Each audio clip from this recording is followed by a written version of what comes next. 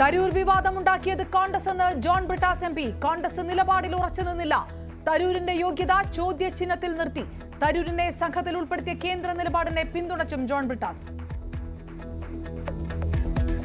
ഇത്തരമൊരു ദൗത്യം കേന്ദ്ര സർക്കാർ പ്രഖ്യാപിക്കുമ്പോൾ ആ ദൗത്യത്തിന്റെ ഭാഗമാകാനുള്ള എല്ലാ യോഗ്യതയും ശശി തരൂരിനില്ലേ? അപ്പോൾ ശശി തരൂരിന്റെ യോഗ്യതയ്ക്ക് മേലുള്ള ഒരു സംവാദമായി, വിവാദമായി അത് മാറ്റാൻ പാടില്ലായിരുന്നുള്ള അഭിപ്രായമാണ് എനിക്കുള്ളത്.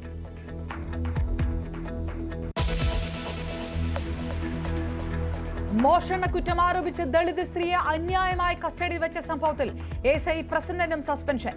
വിശദമായ റിപ്പോർട്ടിന് സിറ്റി പോലീസ് കമ്മീഷണർ എഡിജിപിക്ക് റിപ്പോർട്ട് കൈമാറും. കൂടുതൽ നടപടിക്ക് സാധ്യത.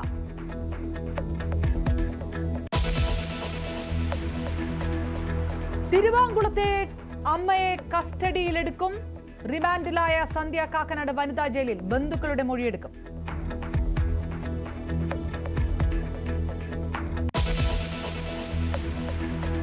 ഇന്റർനാഷണൽ ബുക്കർ പ്രൈസ് കന്നഡ എഴുത്തുകാരി ബാനു മുഷ്താഖിന് പുരസ്കാരം. ഹാർട്ട് ലാമ്പ് എന്ന ചെറുകഥാ സമാഹാരത്തിന് ഗീതാഞ്ജലി ശ്രീക്ക് ശേഷം ഇന്ത്യയിലേക്ക് പുരസ്കാരം എത്തുന്നത് 2ാം തവണ.